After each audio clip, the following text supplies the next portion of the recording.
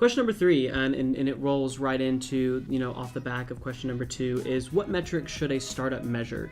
And we're going to answer. So he asks Depends on for what kind of startup, right? He asked for e-commerce and SaaS, and I mean it's totally different. It's totally 2 separate business models. Yeah, so SaaS, you've got customer acquisition cost churn, and lifetime value and churn, logo churn versus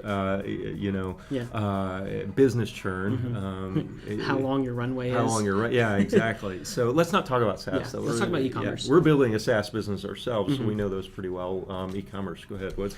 Yeah, so e-commerce, and John's built a much more scalable business. So I'm going to talk about a startup that's not funded.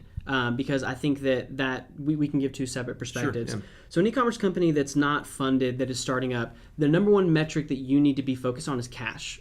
Cash kills businesses. Yeah. And I'm not talking about making dollars. I'm talking about actually having enough money to fulfill POs, to pay people, to advertise. Like, cash flow in a business is massively important. Cash flow is more important than profits in a lot of cases. Yeah. Exactly. Mm-hmm. And so that's what I'm going to be. That's the number 1 metric that I'm going to be looking at. Obviously, you're looking at your customer acquisition. You're looking at all these metrics, but you're predicting them. When you first start, you don't know what the lifetime value of a consumer is to you. You can predict it, but you're not going to know. You're not going to know if you horizontally scale and you start offering multiple products. You can't predict what the lifetime value of someone is. So take a rough number. Say it's 2 repeat purchases per person, and add an additional 0.7 for virality of that person sharing that product. Take that number and run it into an equation. Then you get that way. But cash flow is the number 1 thing that I think about in a non-funded startup, especially e-commerce, because if you run out of money and you can't fulfill purchase orders, you no longer have a product to sell. You're dead. And so that's the number 1 metric that I would look at. Funded e-com. Yeah, I mean, funded and non-funded are kind of the same. But funded, then you're going to get to spend paid media dollars. So you're looking at your customer acquisition versus the lifetime value. Of course, you want at least a 2.5 or ideally 3 or greater ratio between those. So if you spend $1, you want to make $3 of profit, or ideally $1 to make $8 of profit. Those are the ones that really blow up in a good way. So that's really the only difference. But when you look at funded, non-funded, it doesn't matter. AOV is very important. So your average order value off of AOV, how do you optimize that? And then what are cost of goods and fulfillment off of that? So those are kind of, to me, you can determine the contribution margin of each sale on that. So take AOV minus cost of goods minus fulfillment, and that's your contribution margin for each sale. Well, you take that, that's a super important metric, and that's operational. And if you don't have a good one there, I mean, you're probably not going to be able to change it. You're going to be able to improve it 10 or 20 or 30% if you're really, really good over time. Things that you can improve exponentially, though, conversion rate.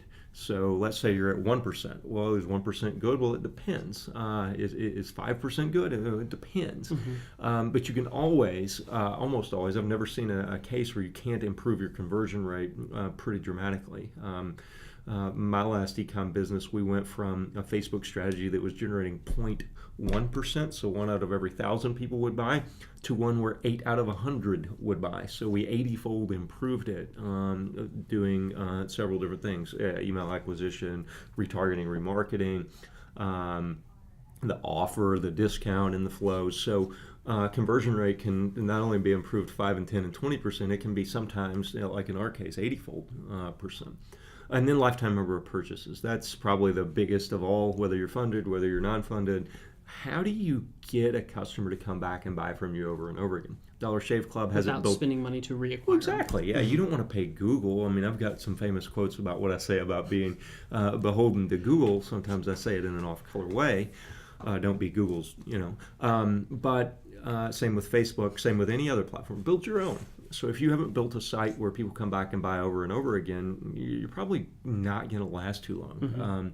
If you look at Dollar Shave Club, it's built into their model. You order razors every month, whether you want to or not. It's the old Columbia House CD model. It just shows up and over and over and over. It's a subscription model, and it's great.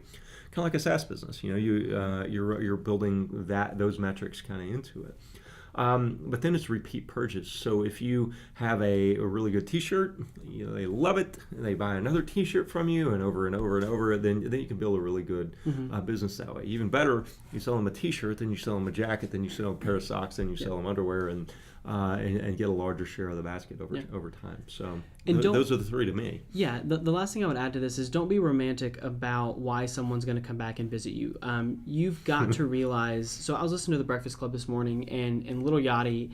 Like not rapper. The '80s teen. No, the Breakfast Club. Stop. I'm already 0 for 1 on older references. Yeah. So I was listening to Breakfast Club. They were talking to Lil Yachty, who's a young rapper, and part of the thing they were saying is that lyrically he is. I'm just gonna say it's garbage. It's not the music that I would listen to. But the reason his fans love him is because he does Twitch live streams and he plays video games with his fans. He gives people a reason to invest in him outside of his core competency, which is music, and he does that by caring first. So when I say don't be romantic about someone coming back, consumers are busy, consumers' attention is very fragmented, and if you think that someone's going to come back out of the goodness of their heart because they just want to check out what new stuff you're trying to sell them, you're not thinking correctly. So you need to give them a reason to come back, allow them to be a part of the creative process, allow them to see behind the scenes, allow access to the inside of the company.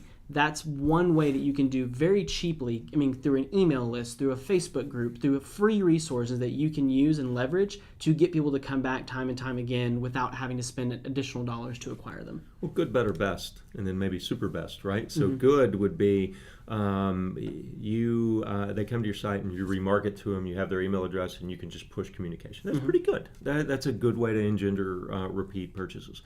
Better would be your product is just fantastic and they want to come back over and over just on their own volition. Yep. Best would be a combination of those. So not only do you have a great product, but you remind them about it and do push communications to them, user-generated flows, personalized to who they are, and shameless plug for Engine. That's what we're all about. That's the tools that we're building. And then super best would be to do all of that stuff, great product, good push communication, and cheat and have a subscription model, right? But you probably don't have the option for a subscription model, or you'd already be doing it. Yeah. You aren't selling razor blades, and not all products. Not all products. Yeah, you cannot put, let's say, cowboy boots on a recurring shipment model. I guess you could. It wouldn't work, but you could try. So good, better, best, super best, and track those metrics, and then lifetime value is the chief of all the metrics, I would say.